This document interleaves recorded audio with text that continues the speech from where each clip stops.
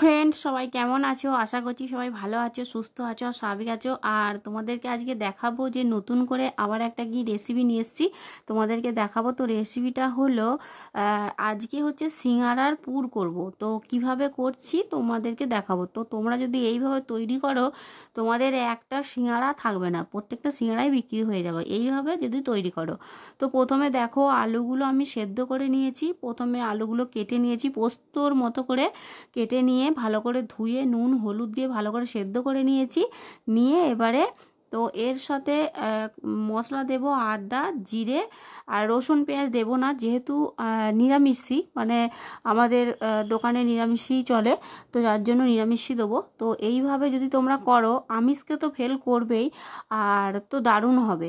তো চলো কড়াইয়ে তেল দিলাম, তার সাথে তেজপাতা গোটা জিরে দিলাম, তারপরে মশলাটা ঢেলে দিলাম। মশলার উপরে এখানে দেব তো হলুদ গুঁড়ো, লঙ্কা গুঁড়ো, জিরে গুঁড়ো, লবণ স্বাদ মতো, আর দিয়ে দেব মিট মশলা, আর হচ্ছে মেথি পাতা, যেটাকে বলে মেথি পাতা। তো এটা দারুণ একটা সেন্ট আসে। তো দেখো বন্ধুরা, এবারে চলো ভালো করে কষাবো, আর হালকা হালকা অল্প অল্প করে জল দেব, আর একদিক থেকে কষাতে থাকবো আর যেন একদম ঝাঁঝ হয়। তো বন্ধুরা এত ঝাঁঝ হয়ে গেছে, তো কি বলবো, একদম গোটা ঘরটায় ঝাঁঝে মম করছে।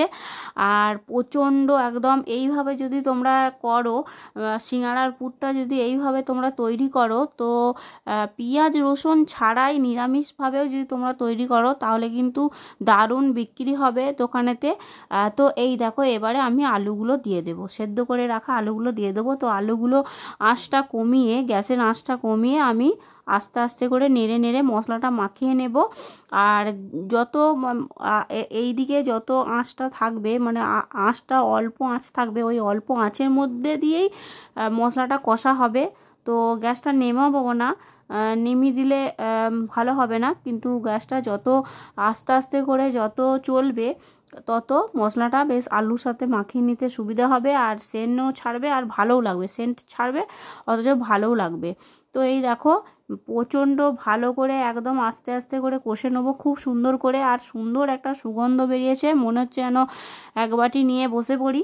তো বন্ধুরা এই দেখো, তোমরা যদি এইভাবে তৈরি করো আর সিঙ্গারার পুর বা চপের পুর, তাহলে কিন্তু তোমাদের অনায়াসেই কিন্তু খদ্দের, মানে একটা সিঙ্গারা তোমাদের ফেলা যাবে না, প্রত্যেকটা সিঙ্গারাই বিক্রি হয়ে যাবে।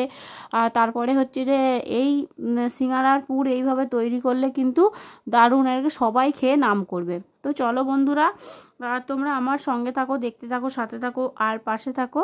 তো এবারে কষাতে কষাতে এর মধ্যে মেথি পাতা আর বাদাম দিয়ে দেবো। বাদামটা অতি অবশ্যই দিতে হবে, কারণ বাদামটা দিলে দেখতে মানে খেতে ভালো লাগবে। আর তোমরা চাইলে নারকেল কুচিও দিতে পারো, অনেকে নারকেল কুচি দেয়। আর এখানে মটরশুঁটি দিয়ে দিলাম, মটর কলা যেগুলোকে বলে, আর বাদামও দিলাম। আর এর সাথে কাঁচা লঙ্কা, ধনে পাতা তো আছেই, ধনে পাতা, কাঁচা লঙ্কা, আর মিট মশলা আর মেথি পাতা, এই কটা জিনিস দেব। তো বন্ধুরা দেখো আমি আস্তে আস্তে মশলাগুলো সব দিয়ে দিচ্ছি, আর দারুণ একটা সেন্ট উঠেছে বন্ধুরা, দারুণ লাগছে। আর এই দেখো সমস্ত মশলাগুলো আস্তে আস্তে দিয়ে দিলাম। তো এবারে মাখিয়ে নেব ভালো করে। তো ভালো করে মিক্স করে নিলাম বাদাম কলাই, তারপরে মেথি পাতা। মেথি পাতা কি হয়, ঠান্ডাতে দেয় না, গরমে দিলে যত গরম হবে তরকারিটা, তত মেথি পাতার সেন্টটা উড়ে উড়ে যাবে। তো চলো এই দেখো মোটামুটি আমার সিঙ্গারার আলুর পুর হয়ে গেছে। তো এবারে চলো বন্ধুরা, তোমাদের ভিডিওটা কেমন লাগলো একটু লাইক কমেন্ট আর শেয়ার করো। আর তো চলো আমি অন্য একটা পাত্রে ঢেলে নেব, যেহেতু এটা দোকানে যাবে, তো কড়া সহ তো নিয়ে যেতে পারবে না, তো যার জন্য একটা থালায় ঢেলে নেব।